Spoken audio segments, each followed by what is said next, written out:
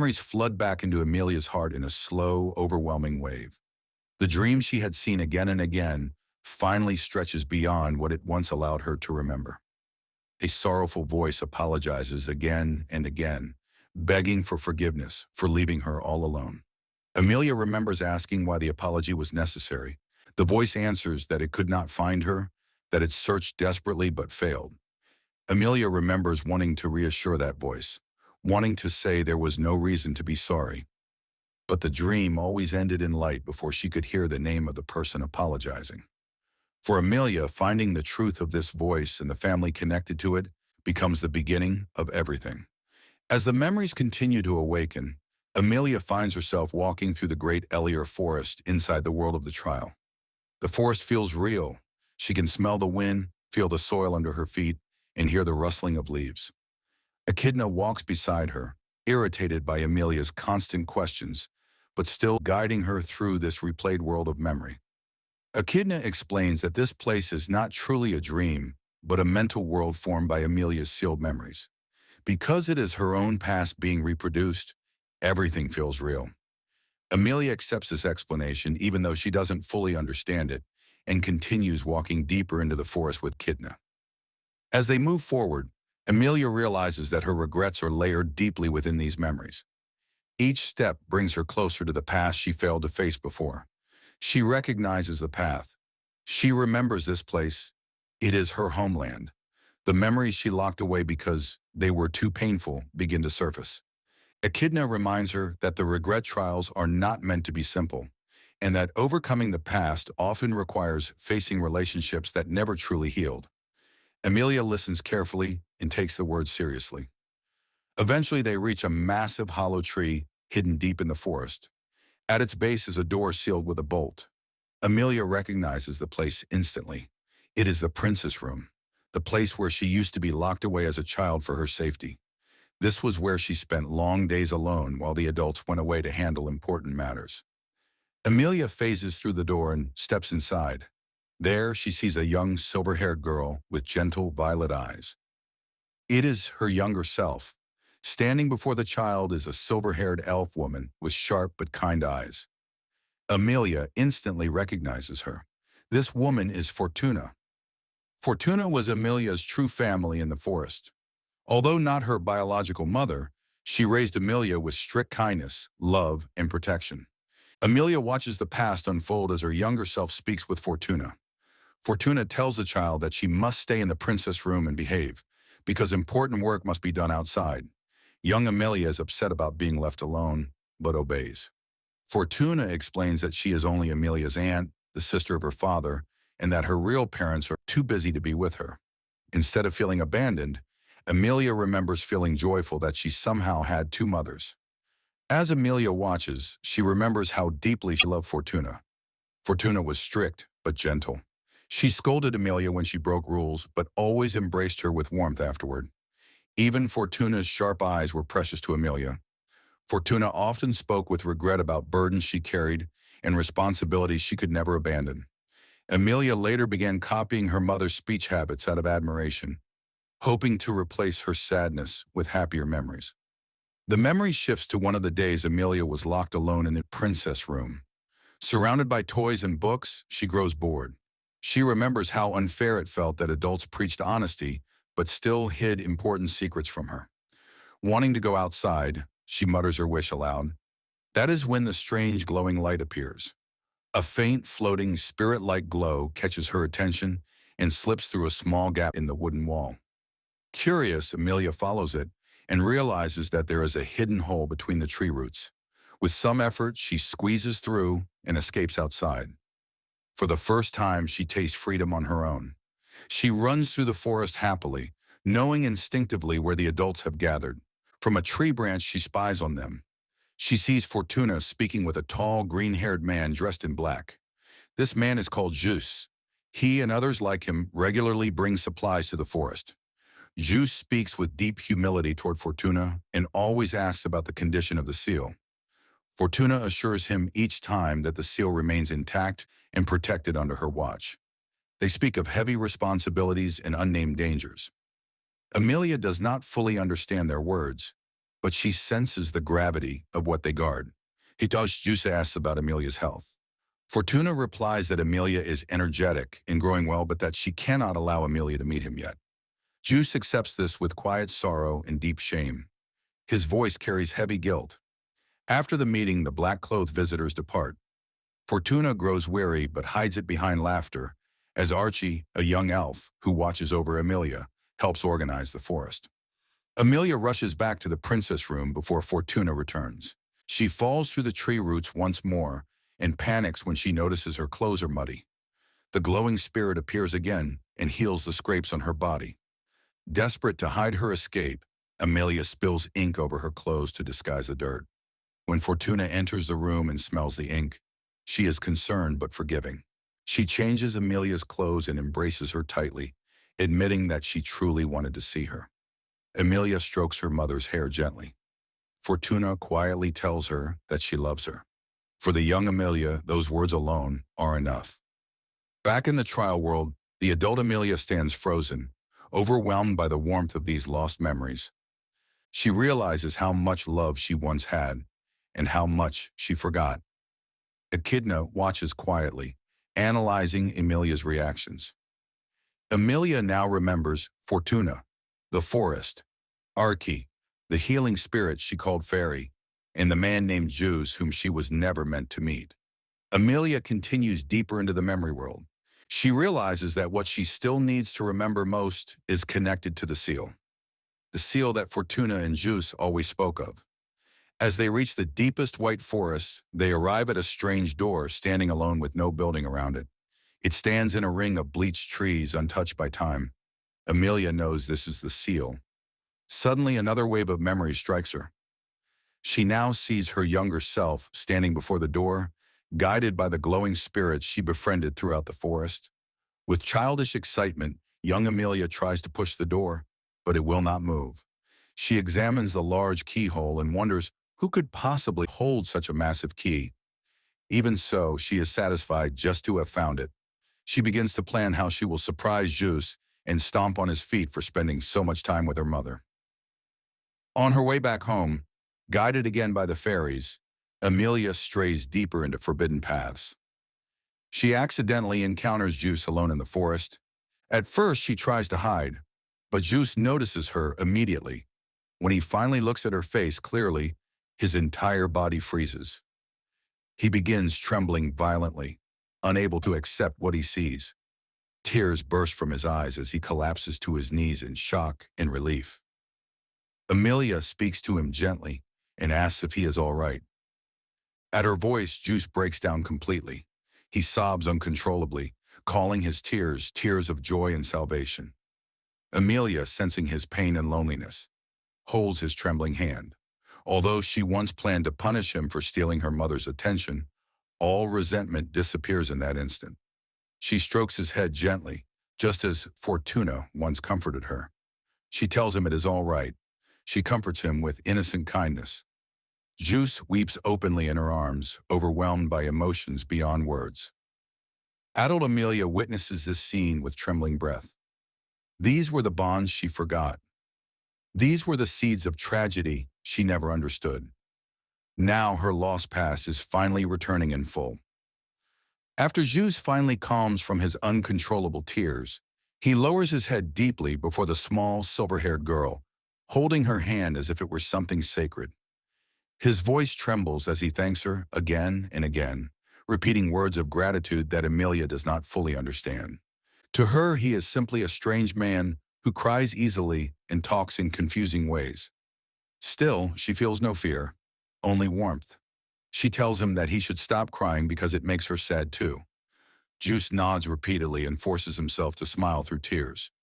Soon after, Fortuna discovers Emilia missing from the princess room and follows her tracks through the forest. When she sees Emilia standing together with Geuse, her expression freezes in shock. She rushes forward and pulls Emilia behind her protectively, glaring at Geuse with sharp intensity. Geuse immediately collapses into deep apology, pressing his forehead to the earth. He says he never intended to meet Emilia and swears he would never harm her. Fortuna trembles with anger and fear. She scolds him harshly for approaching Emilia without permission and violating the rules meant to protect the seal. At the same time, her voice wavers with conflict. She knows Geuse's loyalty, yet the sight of him before Emilia terrifies her. Emilia clings to Fortuna's clothes, confused by the tension. She tries to explain that Geuse didn't do anything wrong and that he was crying because he was happy. Fortuna's expression softens when Emilia speaks, but her fear does not fade. She declares that Emilia must return with her immediately and that Geuse is no longer allowed to come near her. Geuse bows his head and accepts this judgment without resistance.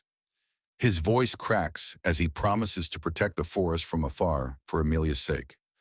Emilia looks back over her shoulder as Fortuna leads her away, feeling a strange sadness for leaving Geuse behind. So, that night, Emilia recalls Fortuna holding her tightly in bed, far tighter than usual. Fortuna whispers repeated apologies into her hair and promises that she will always protect her no matter what happens. Emilia does not understand why her mother is so afraid. She only knows that Fortuna's hands are shaking. Days pass in uneasy calm. The forest continues its peaceful routine, but something heavy lingers in the air. Geuse stops appearing as frequently. When he does come, he never approaches the princess room again. He speaks with Fortuna only from a distance, and his eyes always follow the direction where Emilia stays. Fortuna notices this and grows increasingly distressed. Then, one fateful day, Geuse arrives in a state of desperation. He desperately asks Fortuna to open the seal. His voice is frantic and broken. He explains that the enemy has begun to move, that the protectors are falling one by one, that the only way to stop what is coming is to release the power sealed within the door. Fortuna's face twists in horror at his words. She violently refuses, declaring that the seal can never be opened under any circumstances. She tells Geuse that this act would doom the world. Geuse clutches his head, screaming that there is no time left and that everything will be lost if they do nothing. Their argument is fierce and painful to watch. Emilia listens from afar, unable to understand the meaning of their words, but feeling the terrible emotions pouring from both of them. Fortuna orders Emilia to return to the princess room again and locks the door behind her with greater force than ever before.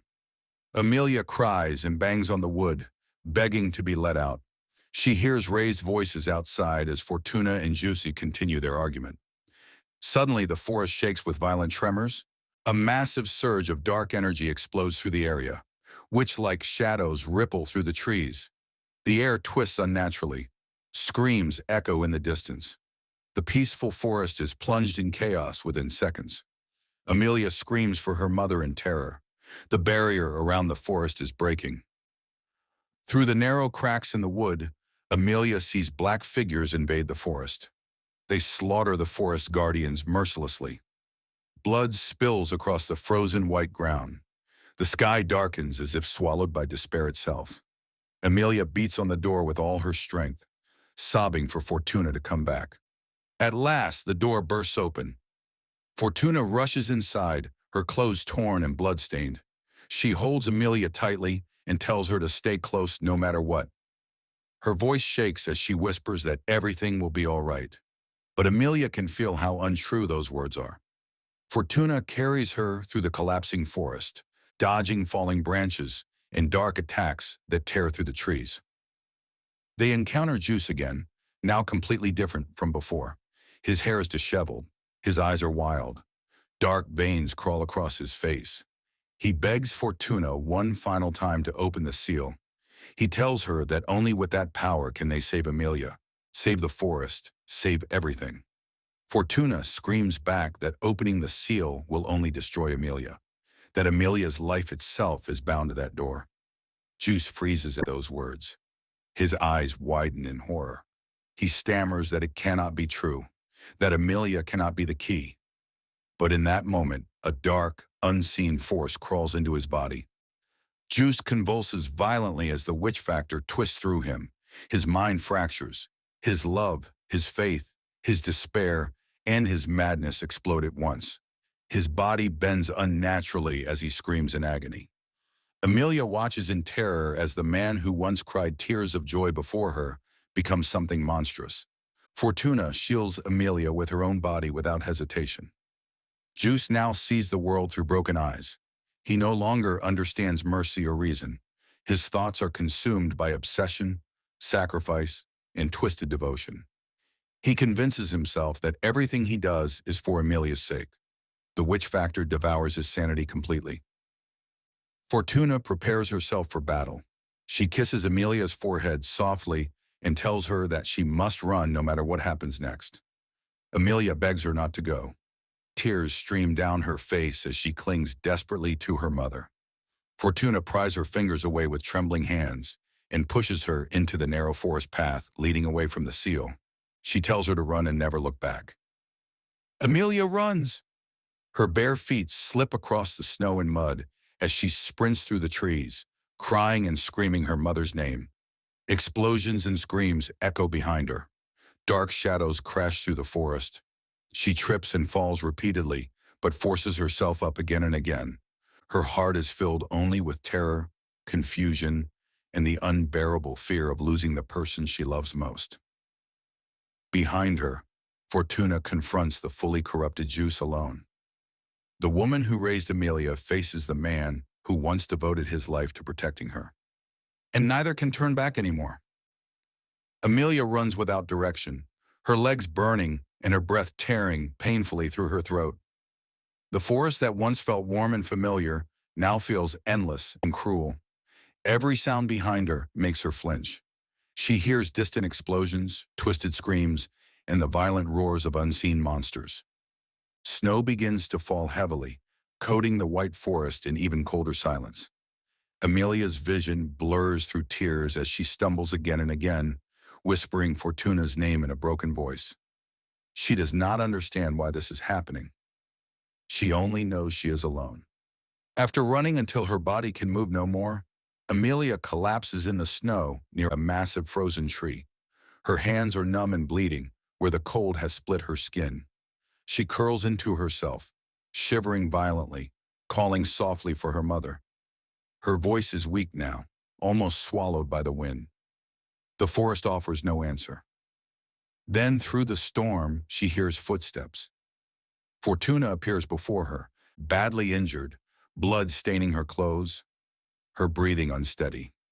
Emilia's eyes widen in relief and disbelief at the same time. She rushes forward and throws herself into Fortuna's arms. Fortuna trembles as she embraces her, holding her as tightly as she can. She whispers that it is all right now, that Emilia is safe.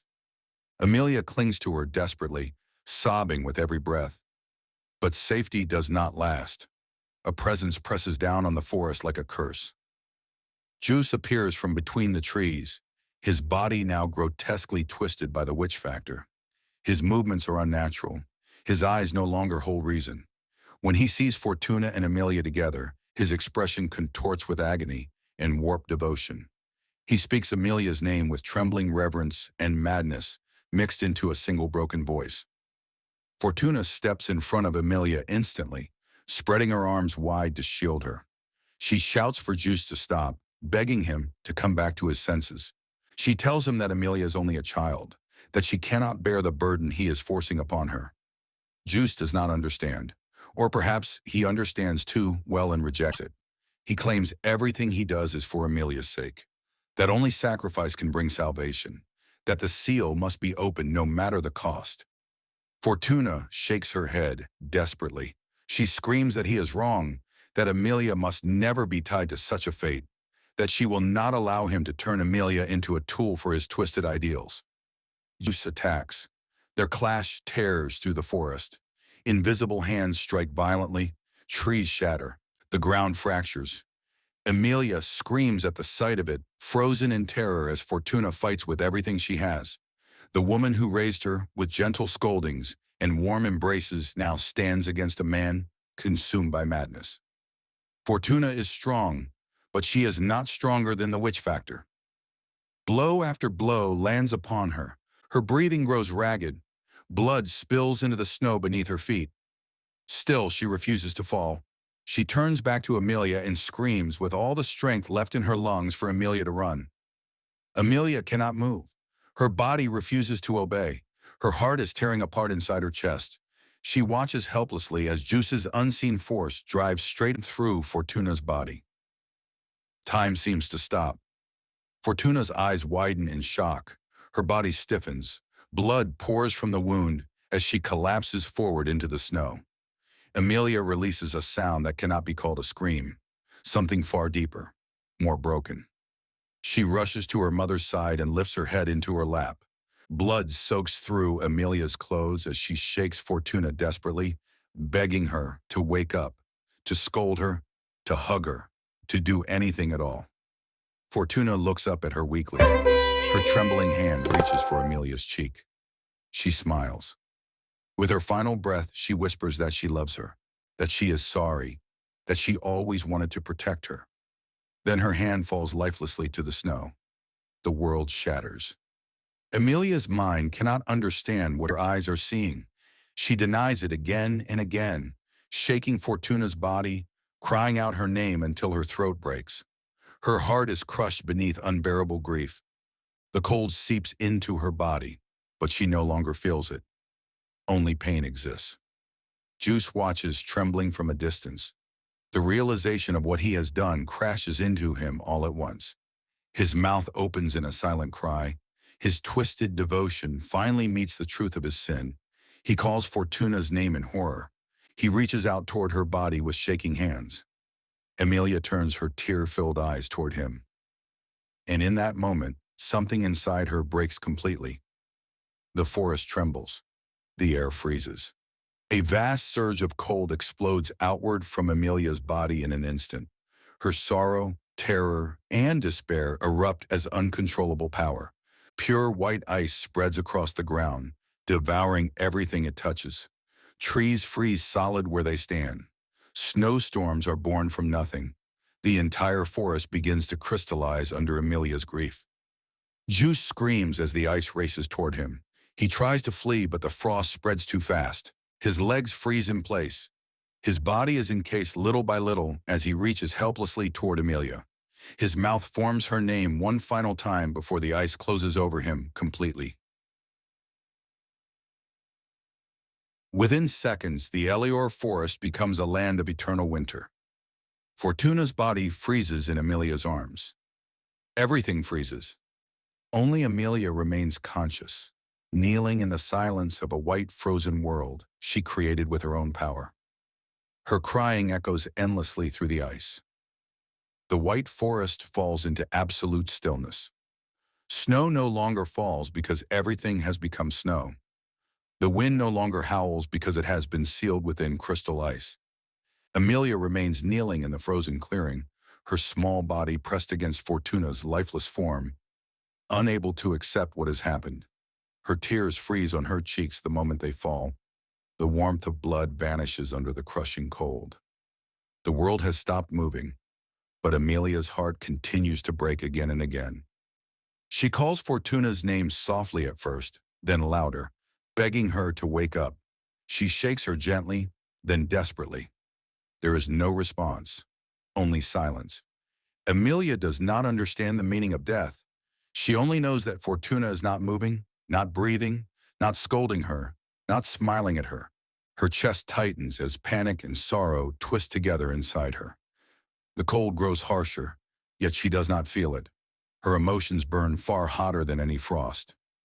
Eventually, exhaustion overtakes her cries. Emilia collapses forward over Fortuna's body, her small hands still clutching her clothes. The grief does not fade. It only sinks deeper, embedding itself into her soul. Time passes, though Emilia has no sense of how long. Minutes, hours, days, everything loses meaning within the eternal ice. Far away from Emilia, the world continues to move. The frozen Elior forest becomes an unnatural legend, a place no one dares to approach. Reports spread across the land of a forest turned entirely to ice in a single night, with no sign of life left within. Adventurers, knights, and scholars observe it from afar, unable to enter. Some say it is the work of a witch. Others call it a curse from the gods. None imagine a single grieving child is at the center of it all. Years pass. Decades pass. The forest remains frozen. Deep within the ice, Emilia remains sealed in stasis, along with Fortuna and everything she once loved. Her power that burst out in grief now holds her in an unending sleep, protecting her body while trapping her alone with her nightmare. Her consciousness drifts in and out, surrounded by fragments of memory and the echo of her mother's final smile. She dreams again and again of Fortuna calling her name. Sometimes she dreams of Geuse crying. Sometimes she dreams of the seal and the white keyhole. Each dream ends in sorrow. One day, far in the future, a crack appears in the eternal silence. There is a sound. Ice shatters. Boots press into the snow for the first time in countless years. A group of people enters the frozen forest, moving cautiously between towering ice-covered trees. At their center walks a tall man with playful eyes and a flowing cape. His expression is light, almost carefree, but his gaze sharpens when he senses the powerful magic saturating the land.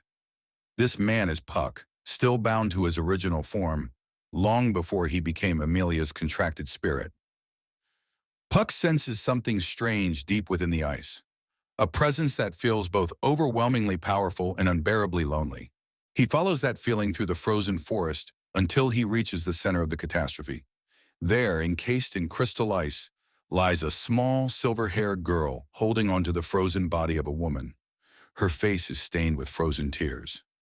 Puck stares at the scene in stunned silence. He feels a pain he cannot explain.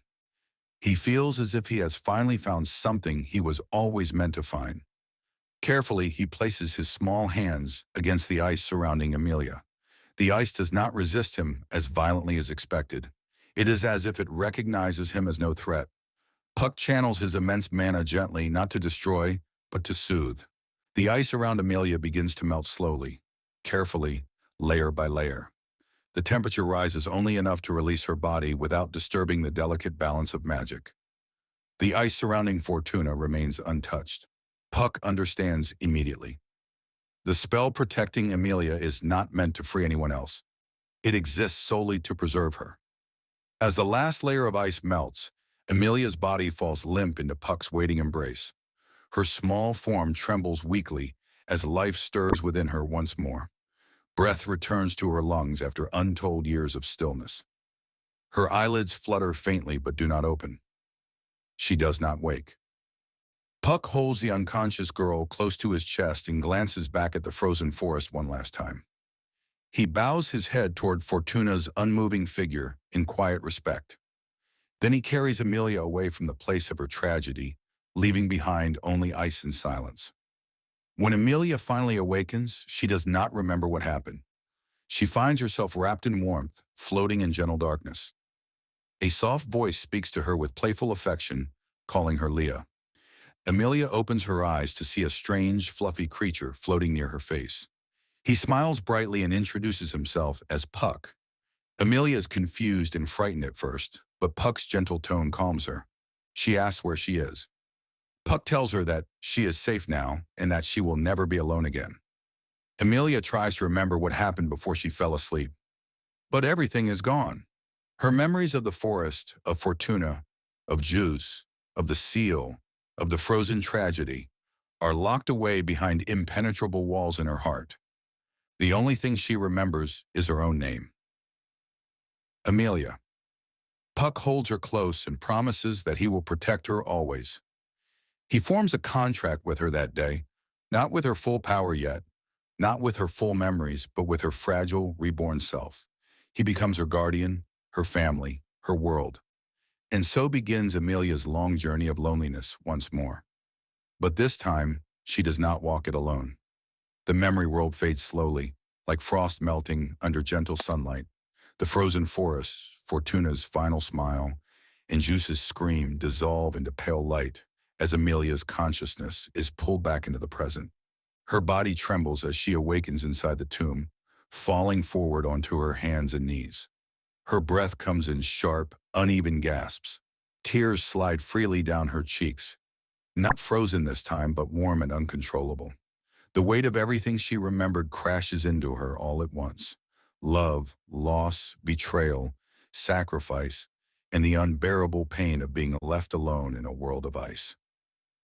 Subaru rushes to her side immediately, kneeling beside her as she collapses against the stone floor. He catches her before her strength gives out completely. Emilia's fingers clutch tightly at his clothes as if she is afraid the world might vanish again if she lets go. Her entire body shakes with sobs she can no longer hold back. Subaru holds her without hesitation, wrapping his arms around her and supporting her trembling form. He does not speak at first. He simply lets her cry. He knows that no words can erase what she has just faced. Through broken sobs, Emilia begins whispering Fortuna's name. Again and again, each time she says it, her voice cracks deeper. Subaru listens quietly, his chest tightening as he realizes just how much she carried alone inside her heart without ever knowing it. Emilia tries to apologize through her tears, for being weak, for being afraid, for running away for so long. Subaru gently shakes his head and tells her to stop. He says she doesn't need to apologize for surviving.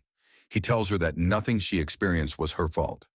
His voice is firm, steady, and filled with certainty. Emilia looks up at him with tear-drenched eyes as if she is afraid to believe him. Subaru repeats it again, slowly and clearly, until the words finally begin to reach her heart. Emilia's breathing gradually calms as she leans fully against Subaru. When the trembling finally stops, she quietly tells him everything she remembered. She speaks of the princess room, of sneaking out into the forest, of Fortuna's strict but loving smile, of Geuse crying in her arms, of their argument over the seal, of the forest being invaded, of her running through the snow and holding Fortuna as she died.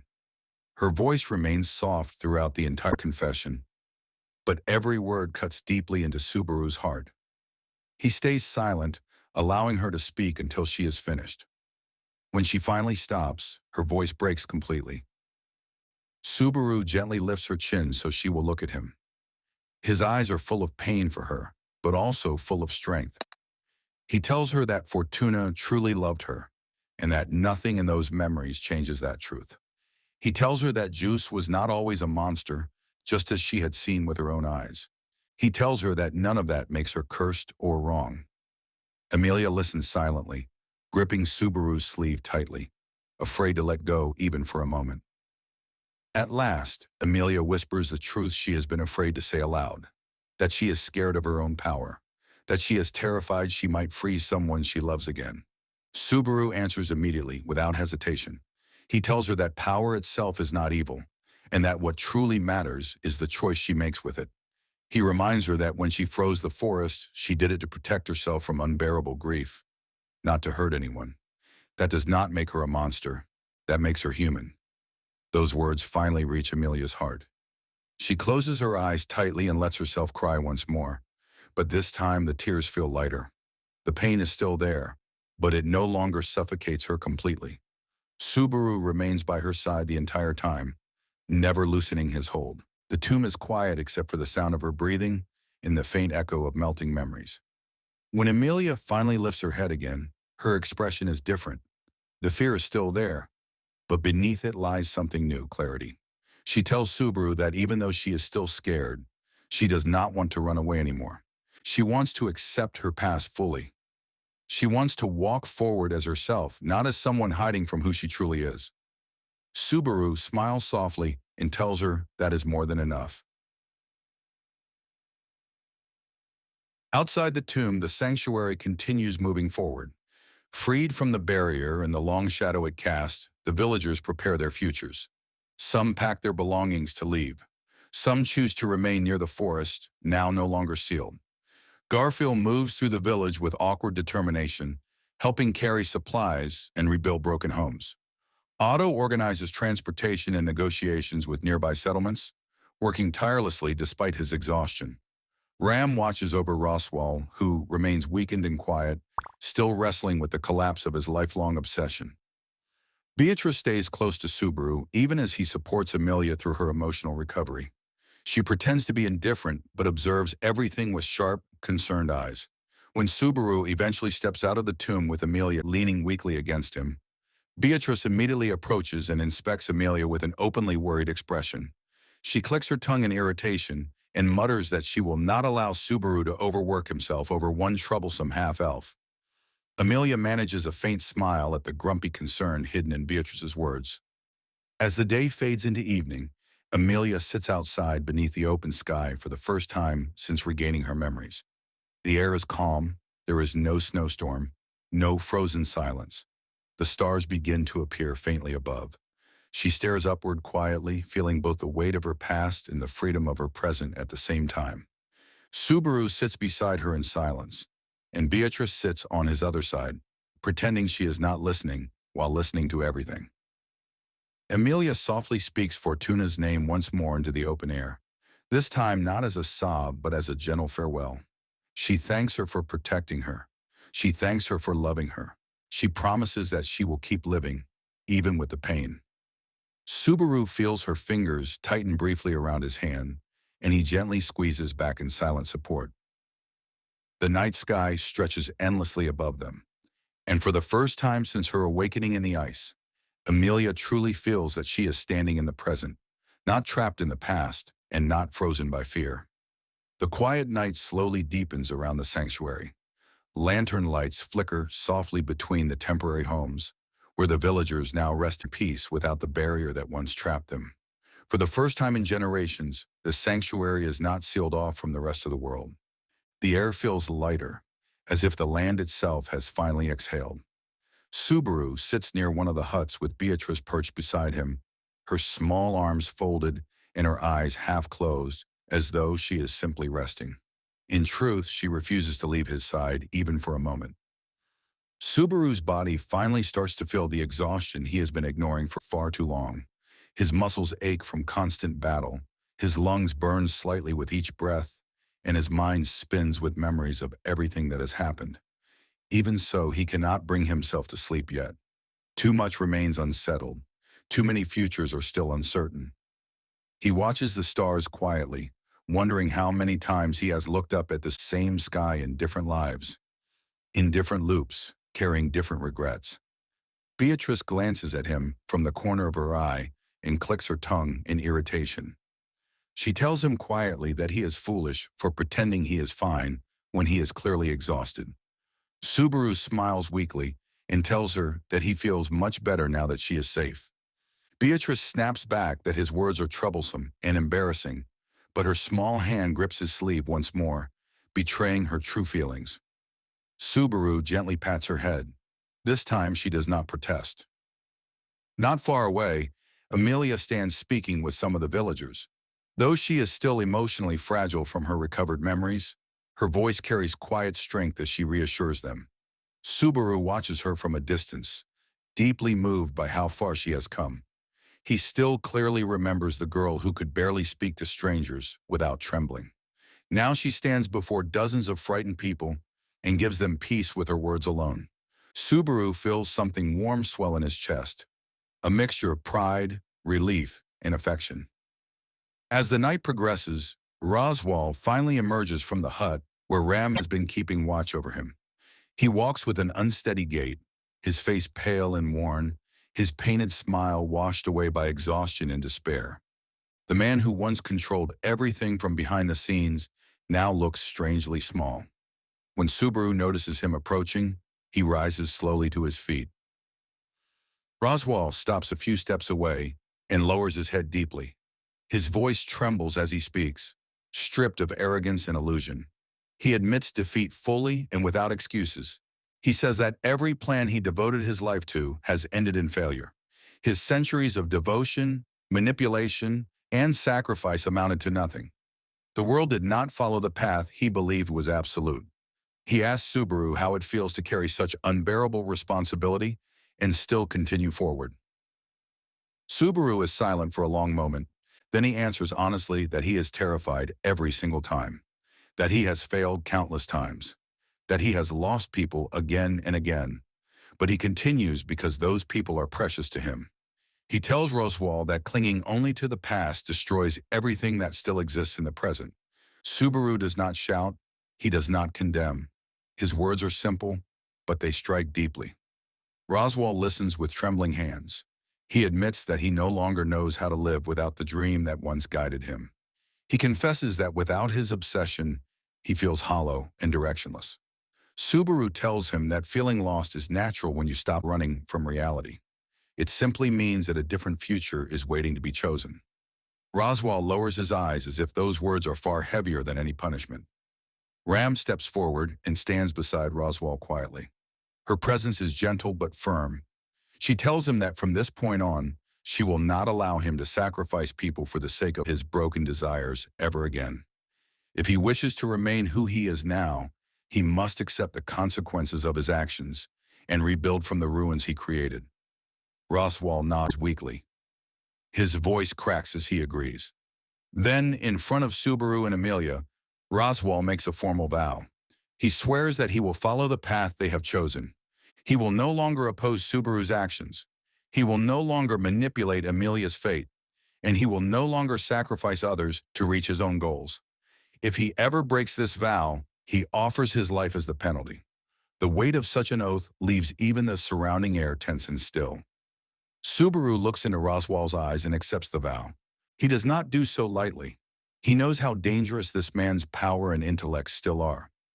But he also believes that chains created by one's own will are stronger than any punishment imposed by force. So you want the best web hosting for pennies? Grab my Hostinger coupon.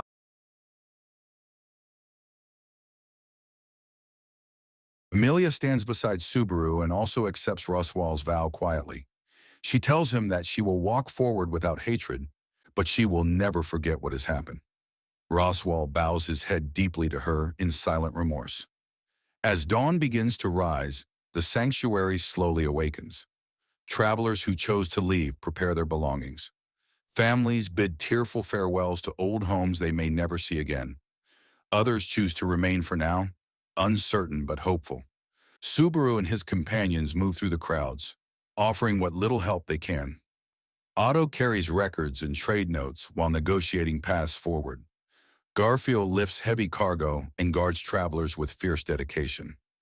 Beatrice stays rigidly close to Subaru no matter where he goes. Emilia eventually approaches Subaru while he is helping unload supplies. Her expression is calm, yet thoughtful. She tells him that she has decided something important. She says that now that she remembers her past and understands her power, she wants to face the world as an equal candidate in the royal selection, not as someone hiding behind ignorance. She wants to show everyone that she will not run away anymore. Subaru listens quietly, deeply moved by her resolve. He tells her he will support her no matter what. Emilia smiles at him with gentle determination. When preparations finally slow, Subaru at last allows himself to sit down and rest properly. Beatrice immediately claims his shoulder as her chosen place, leaning against him with deep exhaustion. Subaru laughs softly and wraps an arm around her protectively. For a rare moment, none of them are fighting for their lives. They are simply alive. As the sun rises fully above the trees, painting the sanctuary in gold, Subaru closes his eyes briefly and allows himself to breathe. The frozen past has been faced, the present has been protected, and now, slowly the future begins to move forward once more. Morning spreads fully across the sanctuary, washing the land in warm light that feels unfamiliar after so long beneath snow and shadows. The villagers move steadily now, no longer frozen by fear or uncertainty. Some prepare wagons, tying down supplies and children alike. Others stand quietly, taking one last look at the place they have lived their entire lives. The sanctuary, once a prison, now becomes a starting point. Subaru walks through the crowd with slow, tired steps. His body still aches, but his heart feels lighter than it has in a long time. Everywhere he goes, people bow their heads in gratitude or offer soft words of thanks. Subaru accepts them awkwardly, embarrassed by the attention. He knows too well how many times he failed before reaching this result. Still, seeing people alive and hopeful because of their shared struggle makes the pain worth it. Emilia moves among the villagers as well, offering gentle encouragement. Her voice is calm, and though traces of sadness remain deep within her eyes, they no longer cloud her determination. Some of the villagers are hesitant about the outside world. They ask her if it is truly safe. Emilia answers honestly that the world is not gentle, but neither is it without light. She tells them that no matter where they go, they are allowed to live freely now. Those words bring tears to many eyes. Garfield stands nearby, arms crossed, watching over everyone with fierce protectiveness. Though he pretends not to care much, his eyes constantly track the villagers' movements, especially the frail and the young. Every time someone struggles to lift something heavy, he steps in without a word, carrying it easily. When the elders thank him, he turns away gruffly, flustered and uncomfortable with praise. Otto works relentlessly beside the departing groups, carefully calculating routes, trade prospects, and safe resting points. His voice moves smoothly between worry and encouragement, switching personalities effortlessly as he negotiates and comforts at the same time. Though exhausted, he smiles often. He knows that saving the sanctuary was not the end of his duty, it was only the beginning of new responsibilities. Beatrice remains glued to Subaru's side no matter what he does. When he stops, she stops. When he walks, she follows. When he sits, she tugs at his sleeve, demanding he not move again. Though she speaks as sharply as always, her behavior leaves no doubt that she fears being left alone again more than anything. Subaru notices this and never once pulls away from her touch. Eventually, the first group of villagers begins their journey out of the sanctuary. Wagons creak forward slowly. Families hold each other close. Children look back with wide eyes, unsure whether they are excited or afraid. Emilia watches them go with a quiet smile. She clasps her hands together and whispers a soft prayer for their safety. Subaru stands beside her in silence. As the last wagon disappears into the distance, Emilia exhales slowly. She tells Subaru that watching them leave feels strange, like saying goodbye and hello at the same time. Subaru nods. He understands that feeling very well. Later that afternoon, Subaru, Emilia, Beatrice, Garfield, Otto, and Ram gathered together beside one of the stone platforms near the old tomb. Roswaal stands slightly apart from the group, his posture stiff and uncertain. No one speaks at first. The weight of everything that has happened still lingers thickly in the air. At last, Subaru breaks the silence. He says that now the sanctuary is finally free, they must decide what comes next. The royal selection still continues. Emilia is still a candidate for the throne. Their journey is far from over. Garfield clenches his fists in determination and declares that he will follow Emilia wherever she goes. Otto nervously agrees, though he mutters that he would very much prefer safer regions. Beatrice states bluntly that since Subaru is going, she is going too, and that is the end of the discussion. Emilia listens to them quietly, then lowers her head. She apologizes to everyone for the danger they faced because of her past. Her voice trembles slightly, but she forces herself to continue. She tells them that she still doesn't know what kind of ruler she would become if she were chosen. She only knows that she wants to create a world where no one has to suffer the way she in the sanctuary did. Subaru immediately tells her that is more than enough reason to keep walking forward. The others agree in their own ways. Ram remains silent throughout much of the discussion. When everyone finally looks to her, she glances briefly at Roswaal. Then she states calmly that she will remain by his side for now and ensure that he keeps his vow. Her tone leaves no room for argument. Roswaal bows his head slightly in acceptance. As the group's future becomes clear, Subaru feels a familiar tightness in his chest. The path ahead will surely be filled with new struggles, new enemies, and new deaths waiting to happen. He knows that the peace they gained here was paid for with unimaginable suffering, but he also knows now that despair is not absolute. Each time he reaches a dead end, another path can still be carved. As evening draws near, Subaru finds Emilia standing alone near the edge of the sanctuary, gazing toward the path that leads into the outside world. The golden light of sunset reflects in her silver hair. Subaru approaches quietly and stands beside her without speaking. For a while, neither of them says anything. At last, Emilia breaks the silence. She tells Subaru that she once believed her frozen forest defined who she was, that being sealed away and forgotten meant she should never step into the world. But now, after remembering everything, she understands that her past does not bind her. It explains her.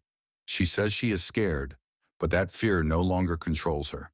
She thanks Subaru again for never giving up on her, even when she gave up on herself. Subaru replies that he simply did what he believed was right, and that he is the one who keeps being saved by her strength. Emilia looks at him in surprise, then smiles gently. She says that perhaps they are saving each other. The sun finally sinks beneath the horizon, painting the sky in deep crimson and violet. Night settles peacefully over the liberated sanctuary. Subaru and Emilia remain standing side by side, looking toward the road that leads to the future. Their journey is far from over. But now, for the first time, they are truly free to choose the path ahead. Night settles completely over the sanctuary, quiet and gentle, unlike the cruel nights of snow and death that once ruled this land. Lanterns glow softly between the huts as the remaining villagers prepare to rest before their journeys into the outside world. The air is calm, almost unnaturally so, as if the land itself is learning how to be peaceful again. Subaru walks slowly through the settlement, taking in the sight of people living without fear. Children laugh quietly as they chase each other between wagons. Elders sit together and speak of the future for the first time instead of the past. Subaru stops near one of the small fires and lowers himself onto a stone. Beatrice sits beside him immediately, leaning her small shoulder against his arm without hesitation. She pretends to be focused on the flames, but her fingers tug gently at his sleeve as if confirming he is really still there. Subaru smiles faintly and stays perfectly still so she won't feel disturbed. He understands now that Beatrice's fear of loneliness is far deeper than pride or annoyance. It is the wound of 400 years that may never fully disappear, and he has no intention of ever leaving her alone again. Nearby, Emilia helps a group of villagers settle for the night. She wraps cloaks around the shoulders of the elderly and gently reassures frightened children. Though her eyes still carry traces of sorrow from her newly recovered past, her smile is warm and sincere. Subaru watches her quietly from afar. Every step she takes now feels filled with purpose. She is no longer walking only because he pushes her forward. She is walking because she wants to. Nate. Garfield finishes organizing the last watch schedule and stomps back toward the fire, arms crossed firmly over his chest. He glances towards Subaru and Emilia and huffs softly, pretending not to care while clearly watching over both of them. Otto soon arrives as well, sinking down with an exhausted groan. He jokes weakly that he wants to sleep for a month without hearing the words emergency or crisis ever again. Subaru laughs quietly in agreement. Even laughter feels precious after everything they endured. Roswaal remains at a distance, seated alone beneath a tree. His posture is straight, but his shoulders are heavy with exhaustion and regret. Ram stands near him, not close enough to comfort, but close enough to restrain if necessary. Their relationship has changed. It is no longer built on blind devotion and control. It now stands on watchfulness, reflection, and the fragile possibility of redemption. Roswaal gazes quietly into the firelight, his eyes empty yet thoughtful, as though he is seeing the world properly for the first time in centuries. Later in the night, Emilia approaches Subaru and Beatrice. Her steps are soft and her expression is peaceful but serious. Subaru shifts slightly to make room for her. She sits beside him, the firelight reflecting warmly in her violet eyes. For a while, none of them speak. The quiet is not painful. It is comforting. Finally, Emilia speaks. She says that now that the sanctuary is free and her memories have returned, she realizes how heavy the responsibility she carries truly is. She tells Subaru that becoming king is not just about ruling. It is about protecting countless lives, just as Fortuna once protected her. Emilia admits that she is still frightened, but she wants to use that fear to become stronger rather than letting it control her. Subaru listens carefully, feeling the weight of her words. When she finishes, he tells her simply that she is already strong and that being afraid only proves that she understands what she stands to lose. Emilia lowers her eyes slightly and smiles.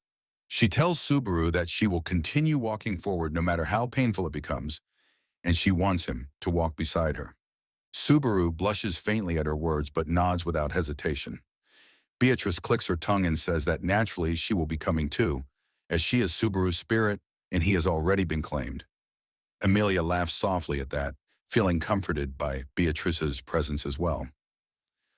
As the night deepens, Subaru eventually leans back against the stone and closes his eyes. Beatrice, noticing at once, carefully shifts so that he is more comfortable without waking him. Emilia watches the scene quietly, her smile filled with warmth and gratitude. She whispers thanks, not only to Subaru, but also to Beatrice, Fortuna, Puck, and all the unseen hands that carried her to this moment. Far from the sanctuary, beneath countless stars, the frozen Elior forest remains untouched, still locked in eternal winter. Fortuna's body still sleeps within the ice. Geuse remains sealed in the frozen prison created by Emilia's grief. The consequences of that tragedy have not vanished. They have merely become part of the world's deeper scars. But now Emilia carries those scars openly instead of running from them. When dawn finally breaks once more, the final group of villagers prepares to depart. Emilia stands at the front and sees them off with a steady smile. Subaru stands beside her. Garfield, Otto, and Beatrice remain close. One by one, the wagons disappear down the road that leads into the wider world. The sanctuary, once overflowing with fear and restriction, grows silent in a new way, empty not because of despair, but because of freedom. After the final departure, Emilia exhales slowly. She tells Subaru that the sanctuary feels smaller now, but somehow brighter. Subaru agrees. He feels the same. The group begins preparing for their own departure as well.